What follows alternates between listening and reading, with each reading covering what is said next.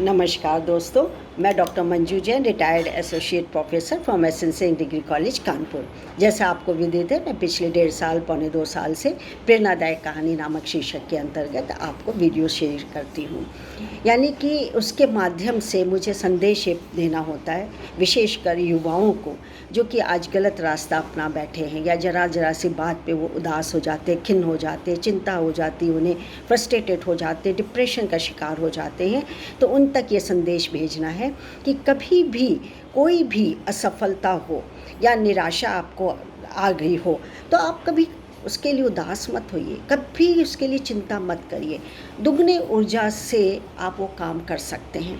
और ये तभी संभव होता है जब बचपन से आपने पॉजिटिव थिंकिंग रखी हो और कुछ ना कुछ आपने किया हो, समाज के लिए कुछ करना चाहते हो।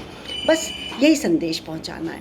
तो इस संदेश के माध्यम से मैंने कहानियाँ शुरू की हुई हैं और आज भी एक कहानी आपके लिए निकाली है। उसका शीर्षक है कमजोरी।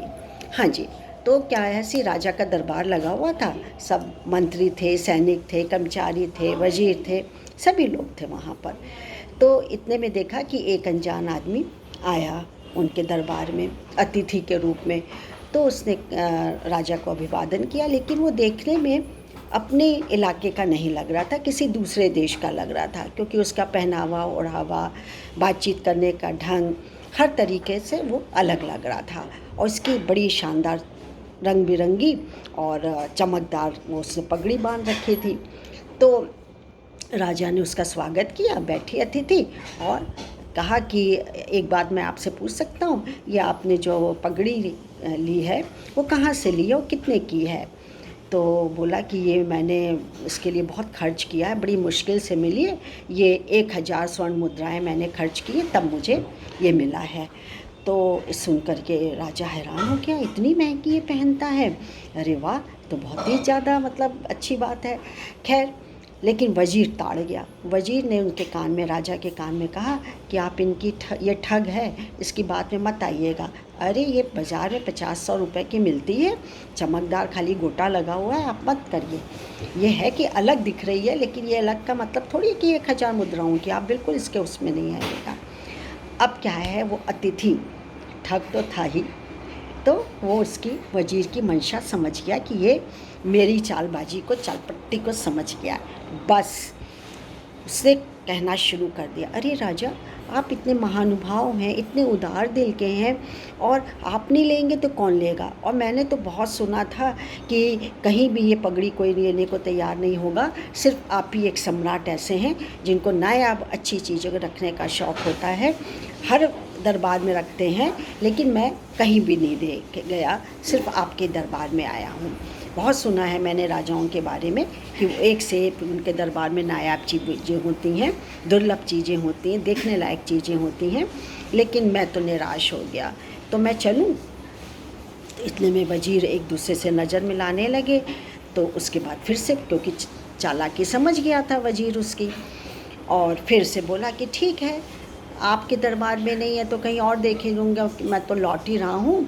और आप मुझको, मैंने ये सुना था कि सिर्फ आप ही ऐसे सम्राट हैं जो कि पगड़ी की अहमियत को समझेंगे, उसकी वास्तविक कदर करेंगे, और मैं तो थोड़े दिन का मेहमान हूँ, आपके पास तो राजा, फिर राजकुमार, फिर उनके राजकुमार, सब लोग उसको बांटेंगे, सभी लोग इसका इस्तेमाल करेंगे। ये सुनते ही राजा ने 1000 स्वर्ण मुद्राएं निकाली और अपने सेवक को कहा कि ये अतिथि को दीजिए और पगड़ी ले लीजिए। बस उसने पगड़ी ले ली, दे दी और 1000 मुद्राएं ले ली। अब क्या है कि जब जाने लगा तो वजीर वहीं खड़ा था, उसके कान में बोला, अतिथि जो आया हुआ था, कि बरखुदार, असली कीमत तो तुम भी जानते हो इसकी कितनी है, यही 50-100 है, वो भी तुम ज़्यादा ही बता रहे हो।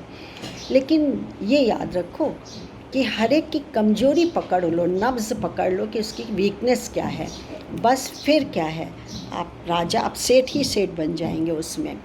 और मित्र, तुम अच्छे से समझ गए और तुमने कान में उनको कहा भी, लेकिन मैं राजा की कमज़ोरियों को जानता हूँ, और वो उसी कमज़ोरी के तहत सस्ती से सस्ती चीज़ को भी महंगी में ख़रीद करके अपने दरबार की शोभा बढ़ाते हैं। अपने राजमहल में रखना चाहते हैं। तो और तुम भी ये समझ लो कि यहाँ हर कोई जो है वो एक दूसरे की कमज़ोरी का शोषण ही करता है। हर जगह शोषण कमज़ोर वर्गों का या कमज़ोरियों का ही होता है। तो बस कहानी ख़त्म, थोड़ी मैं आगे बढ़ाऊँगी। तो तात्पर्य ये कहना, संदेश मेरा ये देना है कि देखिए, आप किसी की कमज़ोरियों का फ़ायदा मत उठाइए, कभी भी मत उठाइए, और स्वयं भी अपनी कमज़ोरी को दूसरे के सामने मत लाने दीजिए। क्यों? क्योंकि वो आपकी कमज़ोरियों का फ़ायदा उठा। आप बहुत उदार दिल के हैं, रोज़ रोते हैं, दान पुण्य करते हैं, अगला समझ जाएगा। हो सकता है उसको ज़रूरत ना हो और फिर भी आपसे दान पुण्य ले ले, कुछ ले ले भिक्षा में, कुछ कबूल करवा ले, कुछ लिखवा ले, कुछ साइन करवा ले। तो न तो आप किसी दूसरे की कमज़ोरी का फ़ायदा उठाइए और ना ही अपनी कमज़ोरी से किसी और को फ़ायदा उठाने दीजिए। ये संदेश है मेरा। अच्छी लगी ना कहानी? मुझे भी अच्छी लगी थी। तो फिर एक कहानी के साथ उपस्थित होंगी, तब तक के लिए इजाज़त दीजिए। नमस्कार। Thank you.